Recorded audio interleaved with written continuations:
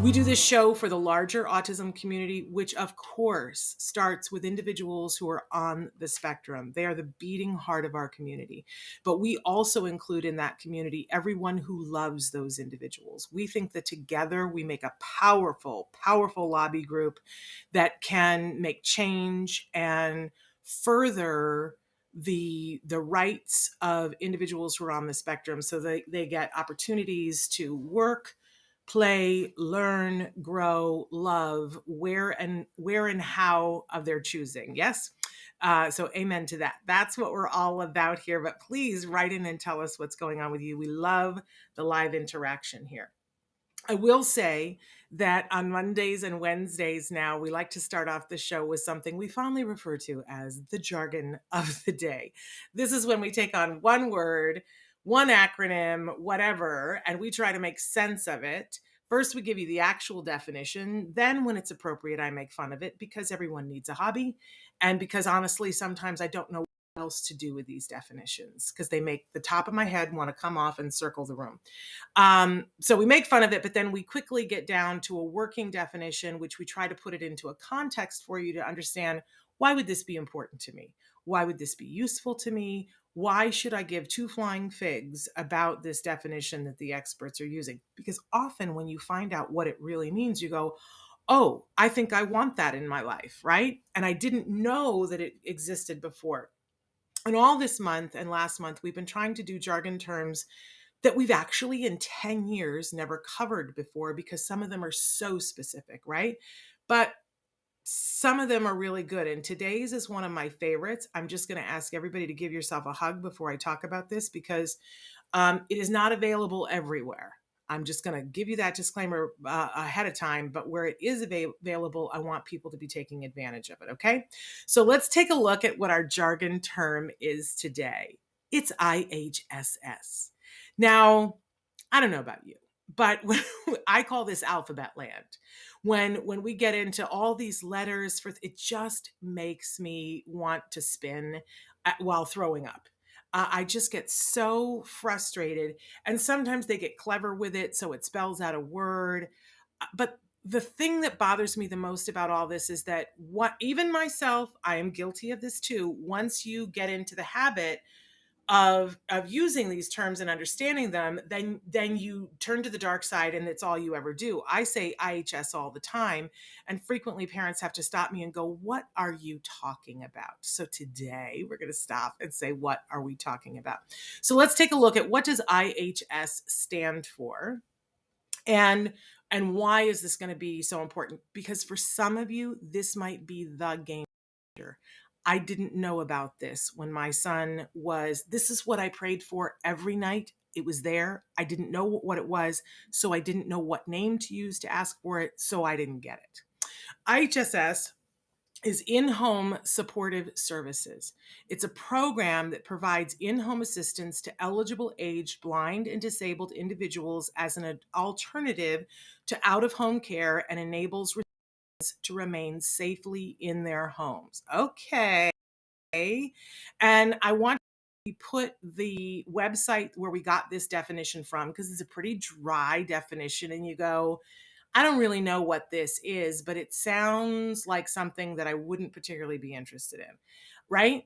Like, it sounds like you're going to have doctors and nurses in your home and that there's a hospital bed, and it sounds like it's for, elderly, it doesn't sound like it's something that's going to be incredibly useful to us. But if you live in the state of California, there are a couple of other states that also have. This is a program in California, live and die by. This is why people move to California. This, and because there's more access to services and Medi-Cal covers more services. But let's take a look at why. Let's go to our working definition for this, because everybody fasten your seatbelts. I'm going to blow your mind here. This is real help for California families, because what it is, and it's a long process to apply for it. And everybody I know that's done it has said, whoo, they don't just give this away easily. But what this does is gives you money for taking care of your child or paying someone else to take care of your child. So let me break this down for you. Let's say that you have a 6-year-old who is on the autism spectrum. And there's a lot of things that they can do for themselves, but there are some things that on the chart of developmental, growth, that for a 6-year-old who is developing, I hate the word, but typically, right? Let's say that 6-year-old, they say, well, a 6-year-old can bathe themselves, a 6-year-old can dress themselves, a 6-year-old can toilet for themselves, a 6-year-old can do X, Y, and Z, a 6-year-old can feed themselves, right? That's on the typically developing. And let's say that your 6-year-old, some of those things they can do, but some of them they can't. And the reality, those of you watching know that we do more for our kids because our kids need more, right? And that sometimes you look at it and go, well, my friend Latrice, she's able to take her kids to Gymboree and she's able to go and do all of this and she's able to work a part-time job and I'm not able to because my child has a feeding tube and I have to grind their food and that takes time. Or my child doesn't have a feeding tube, but they can't possibly be alone with water. Somebody has to be there.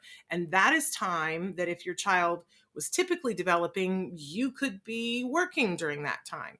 Well, the state of California says we don't want you to suffer financially as a result of your child having some special needs. And we don't want you to have to get to the point where you say, I would love to take care of my child, but I can't. Financially, I either have to work or take care of. So therefore, I'm going to place my child in a setting where someone else is taking care of them. When it's just a financial, now there are other reasons why you would place a child because you physically can't do it or mentally you can't do it, right? But if it's just financial, the state of California says, we don't want you to be in that space, so we're going to give you a check. If you'd like to do the work, we'll pay you to do it. If you would like for somebody else to do it, we will give you money to pay the person of your choosing to do it. So you go, okay, Shannon, I don't understand why this is such a big deal. It's a huge big deal because every time, let's say that you're taking your child to ABA therapy and you have to drive your child in the middle of the day, you have to leave your job to drive your child over to the center and then come back to pick them up. And it's very disruptive and it's wear and tear on your car. If your child did not have a diagnosis of autism, you wouldn't have to spend that time and you wouldn't have to spend that money. And you want to do that, but it's harming your family from being able to do all the other things that they do. And the state of California says, we'll pay you to drive your child whatever time it takes you. We'll pay you for the time to get there. You can fill out a time card and we will pay you for the mileage and the gas and the wear and tear on your car. And it adds up. You know it adds up. I know it adds up. And the state of California knows that it adds up. That we have some families that we are aware of. And of course, it goes by how much your child needs. So there are kids who need significantly more, and the parents are asked to do more, and they're paid more to do it. And I've seen both equations work where, sometimes it's one of the family members that's doing it, but sometimes it's someone else. There's a mom that I know who has 5 kids and one of them is on the spectrum and he has to be picked up and taken places. And she said he would never get to his therapies. I would have to leave my job or he wouldn't get to do them. That's not fair. IHSS pays her to pay someone else to do it. Some of our families, the max that I've heard is a family getting $4,000 a month to be able to take care of their child. Now, there's families that get $200 a month. But if you think about if you could just take the financial hardship out of the equation and just be able to focus on helping your child, that's a big deal, isn't it? Isn't it like the biggest deal? It is, I want to tell you, it is not based on family income. It is based on the needs of the child. There are a bunch of steps that you have to go through to be able to be eligible for this. In the state of California, first you have to be a regional center client. Then you have to apply for and be accepted for Medi-Cal, which means you're going to apply twice because the first time you apply under a means test and they will look at how much money you make and they will deny you the Medi-Cal and say you can't do it or you have insurance and they'll deny you. And then you have to reapply under disability. And then, of course, if your child has an autism diagnosis, you will get Medi-Cal. And then once you get Medi-Cal, then you can apply for IHSS. It is a lengthy process. They don't just take your word for it. They come and give repeated visits to your home, unannounced, where they will see your child and see your child's functioning level and ask you, what do you have to do, and ask for proof and so on and so forth. It usually takes a year from the day that you apply before you get even close to getting to a place where they'll grant you and say, yes, we think that you should get $300 a month to be able to help take care of your child. But here's the other really amazing thing is that we see families who go, well, I just don't even know if it's going to be worth it. And we always say, no, apply. Apply, and apply as soon as you can, because the day that you apply, a clock starts. And let's say that it takes a year and a half for you, because in COVID, things take longer, right? Let's say it takes a year and a half for them to say, yes, we're going to give you $400 a month. They will pay you back to the day that you applied. And so often there is a big check that comes to the family. I know of one family that the check was $70,000 because it had taken a long time to jump through all of the hoops. Think about if you could take the financial worry out. What could you do for your child? How could you take care of yourself? I love that California does this and that more states are starting to do it. But if you don't know what it is, you can't apply for it. I used to go, one day I sat in the Social Security office for 8 hours and said, I'm not leaving. Somebody meets with me and helps me because we're going down the tubes financially. And I've got this kiddo that needs my help and support.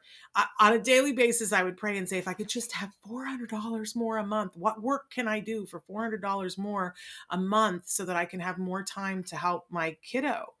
And I couldn't find anything because I just didn't know these words. So I want to put these words in your back pocket. And if you're not living in California, when you're talking to whoever your resource person is, your social worker, whatever, ask them, do you have something that's like this? And if you find it in your state, will you do me a favor and let us know so we can tell other people in your state? Would love to know more about that.